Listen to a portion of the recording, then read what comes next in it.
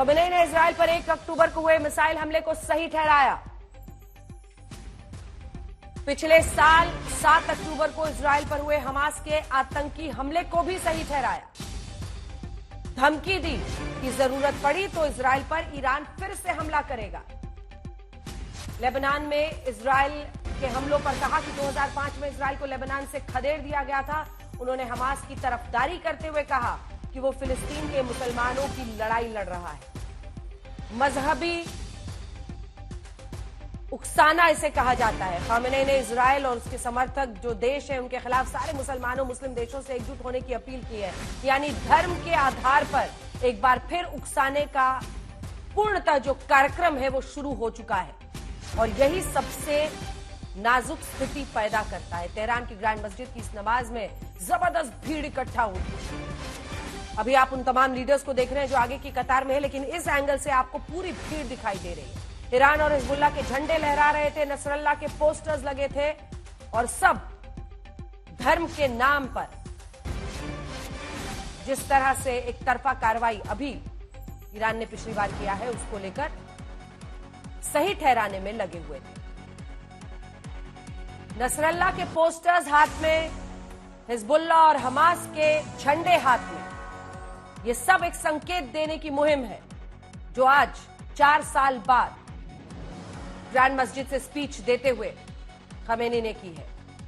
नसरल्ला और साथ ही Hamas chief की जो हानिये की हत्या हुई थी, उन दोनों के पोस्टर्स आज वहां पर लहराए जा रहे थे। एक संदेश देने की कोशिश है कि जिस तरह से इजराइल अब जवाबी कार्रवाई कर रहा है, हिजबुल्ला को लेकर एक के बाद एक इजराइल आक्रामक अंदाज में आगे बढ़ रहा है। ये देखिए, ये कुछ तस्वीरें ऐसी हैं जिसमें पोस्टर्स को गले से सीने से लोग लगा रहे हैं। आइए आपको सुना देते हैं क्या कहा है आज खमेनी ने ग्रैंड मस्जिद से।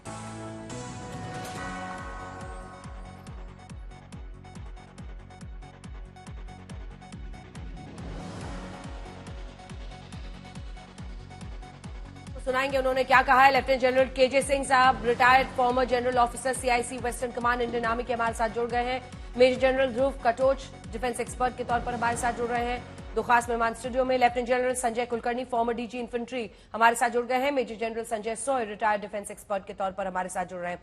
सबसे पहले लेकिन आपको लिए चलते हैं अशरफ वानी के पास। अशरफ, कल से आपसे लगातार चर्चा हो रही है कि आज खमेनी जो कहते हैं उसके बाद परिस्थितियां क्या और भी विस्फोटक हो जाती हैं? क्या लग रहा है, क्या संकेत मिल रहे हैं? क्योंकि हिजबुल्ला और हमास के वहां पर गुण गाए गए हैं और जिस तरह से जो हमले दोनों की तरफ से इजराइल पर हुए, ईरान की तरफ से हुआ, उन सबको सही ठहराया गया। बिल्कुल अंजना, दरअसल हमारे दर्शकों को ये समझना होगा कि पहले तो जो बादशाह हम यहाँ पर देख रहे हैं और जो वेस्ट में देख रहे हैं जिसमें अमेरिका इजराइल हो, बिल्कुल उनमें तजाद है। यहाँ पर नसरुल्लाह को सबसे बड़ा हीरो इस सदी का माना जा रहा है। जहां पर मैं अभी गाड़ी चला रहा हूँ, रातों रात जहां आप पोस्टर्स की बात कर रहे थे, यहाँ पर दक्षिणी बीरूत से, दक्षिणी लेबनान से बीरूत तक जो हाईवे है जिस पर मैं भी चल रहा हूँ, यहाँ पर रातों रात जगह जगह पर बहुत बड़े बड़े होर्डिंग्स जो हैं शहीद हसन नसरुल्लाह के लगाए गए हैं और उनको शहीद का दर्जा दिया गया है। वही स्थिति सीरिया में है, वही स्थिति इराक में है, वही स्थिति कुछ खाड़ी के और देशों में भी है। हाँ। यहाँ इस क्षेत्र में कोई भी ये नहीं मानता है कि हिजबुल्लाह आतंकवादी है या हमास आतंकवादी है। लेकिन जो आज का स्पीच था सुप्रीम लीडर का ईरान में, 2-3 संदेश जो मैंने सुना उसको उसमें साफ थे। एक तो सीधे तौर पर न सिर्फ इजराइल को बल्कि अमेरिका को भी धमकी थी और अमेरिका को का नाम लिए बिना साफ तौर पर सुप्रीम लीडर ने यह कहा तेहरान में कि पूरी विश्व में जितने भी मुस्लिम देश हैं उनको समझना चाहिए कि उनका दुश्मन कौन है, यानी अमेरिका। और दूसरी तरफ इजराइल को उन्होंने खुलेआम ये चुनौती दी है कि वो अगर दोबारा कोई कोशिश करते हैं ईरान पर हमला करने की, यानी ईरान मुल्क पर, वरना तो ईरान के जो इंटरेस्ट है उन पर तो लगातार इजराइल पिछले 1 साल से हमला कर रहा है, उसमें चाहे हमास हो, हूती हो या जहां मैं खड़ा हूं हिजबुल्लाह हो। यहाँ पर जो है वो उसके लिए उस जब अगर जरूरत पड़ी तो उसका जवाब ईरान दे देगा।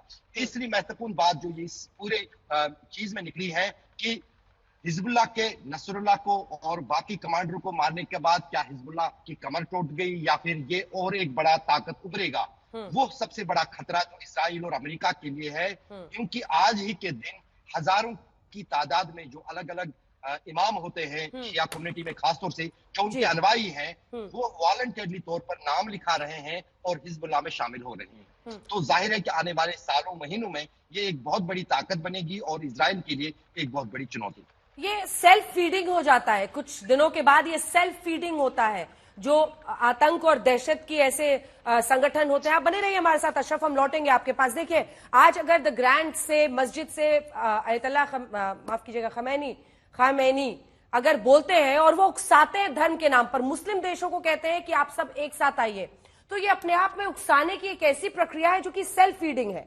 आप धमकी भी दे रहे हैं, फिर आप एक माहौल भी बना रहे हैं, फिर आपको ये पता है कि आने वाले वक्त में अगर इजराइल कुछ करता है तो आप पर एक प्रेशर भी बनेगा, अपने ही लोगों का बनेगा कि आपने नसरल्लाह के नाम पर उस दिन बोला था कि ये सही है, तो आपको और अटैक्स करने चाहिए। और फिर एक साइकिल बनता चला जाता है, जिसकी वजह से हम इस तरह की घटनाएं लगातार होते हुए देख रहे हैं। देखिए, इसकी शुरुआत कहां से हुई थी? जब पेजर बॉम्ब फटे थे, उसके बाद से जो वॉकी टॉकीज में बॉम्ब फोड़े गए थे, इजराइल की तरफ से किया गया था। और इन हमलों के बाद से अब डायरेक्ट कन्फ्रंटेशन, डायरेक्ट लड़ाई हिजबुल्लाह के साथ है। ईरान ने उधर बदला लेने के लिए नसरल्लाह की मौत के बाद मिसाइल अटैक किया बैलिस्टिक मिसाइल से, अब इधर इजराइल लगातार कर रहा है। तो अब समझिए कि कितने फ्रंट खुले हुए हैं। जल्दी से आपको सुना देते हैं। आज सबकी नजर थी जब जुमे की नमाज में द ग्रैंड मस्जिद से 4 साल बाद खमेनी सामने आने वाला था। ईरान के सर्वोच्च नेता के तौर पर वो क्या कह रहे थे, आइए आपको सुना देते हैं।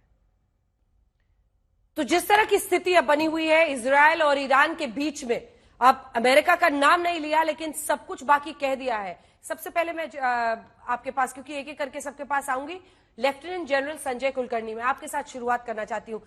इस पूरे स्पीच से क्या समझ में, क्या मतलब उकसाने की भी एक कोशिश दिखाई देती है, साथ ही ऐसा लग रहा है कि संदेश हम दे रहे हैं इजराइल को, अमेरिका को बोल करके तो कुछ होने वाला नहीं है, वो अपने ही फील्ड में अपने दादा है, वो अपने तरीके से ऑपरेट करते हैं।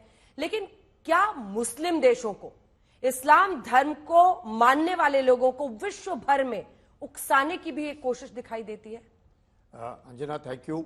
मैं पहले कहूंगा कि जो खामेनी जो लीडर हैं, एक आज की तारीख में ईरान में खलबली है, हिजबुल्लाह की कमर टूट गई है और हमास का तकरीबन सफाया हो चुका है।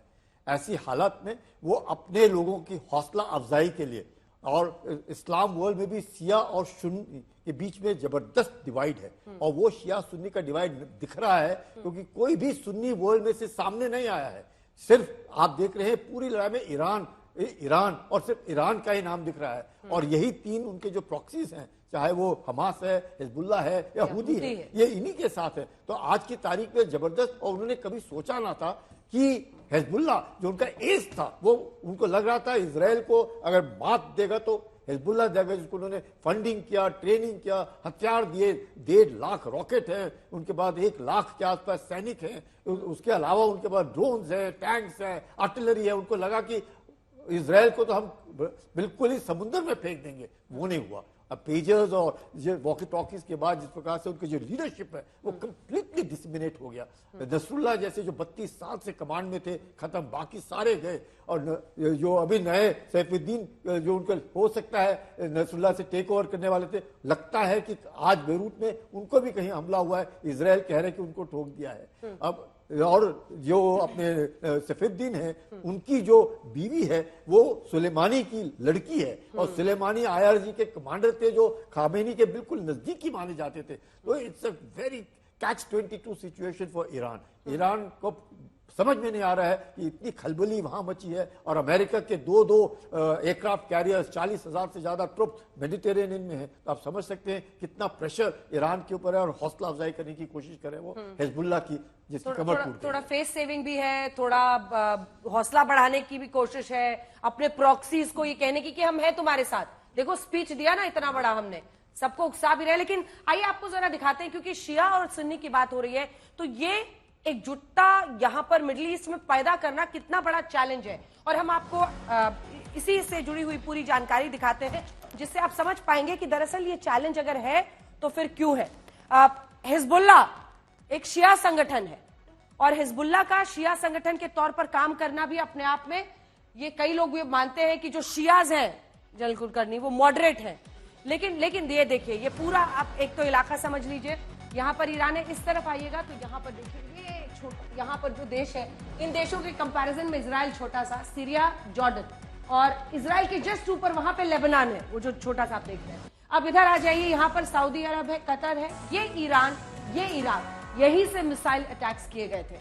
हम दरअसल आपको दिखा रहे हैं मध्य पूर्व में सुन्नी मुस्लिमों का जो दबदबा है वो कितना है। तो ईरान में आप देखिए मॉडरेट इसे कहा जा सकता है, 5 से 20% के आसपास है।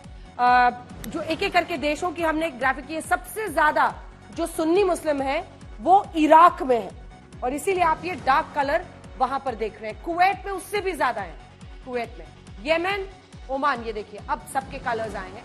तो सबसे कम 5 से 20% सुन्नी मुस्लिम यहां पर है ईरान में, शियाज है, और इसीलिए शिया आउटफिट्स, हिजबुल्ला, ये सब उनके साथ है, जो उनके टेरर फ्रंट माने जाते हैं।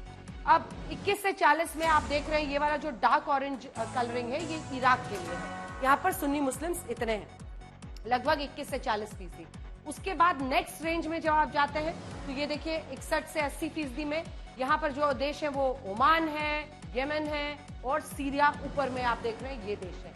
सबसे ज्यादा जो जिन्हें पूरी तरह से आप सुन्नी मुस्लिमों का मुल्क कह सकते हैं, सुन्नी मुस्लिम कंट्रीज, वो 81 to 100%, उसमें सऊदी अरब, कतर, यूएई और जॉर्डन और मिस्र। और सबसे दिलचस्प बात है कि यही वो मुल्क है जो इस अपने आप को इससे दूर रख रहे हैं, जो इसमें खुलकर नहीं घुस रहे हैं। ईरान और ज्यादा जो शिया है वो इस वक्त सीधा टकराव की स्थिति में इजराइल और अमेरिका के साथ दिखाई दे रहे हैं। तो ये एक बहुत इंटरेस्टिंग है, इसको अगर आप समझ लेंगे तो आगे से आपको ये पूरा जो कॉन्फ्लिक्ट है उसको समझने में आसानी होगी। क्योंकि ये देखिए, ये जितने डार्क शेड्स आप देख रहे हैं, ये सुन्नी कंट्री, चाहे वो कुवैत हो, उसके बाद से सऊदी अरब, कतर, यूएई, ओमान में भी ज्यादा है, मॉडरेटली ज्यादा, येमेन, सीरिया, मिस्र, जॉर्डन, और ये देश थोड़ा अपने आप को दूर रख रहे हैं। लेकिन ईरान, वहां पर आप देख लीजिए, लेबनान, इराक, ये तमाम देश है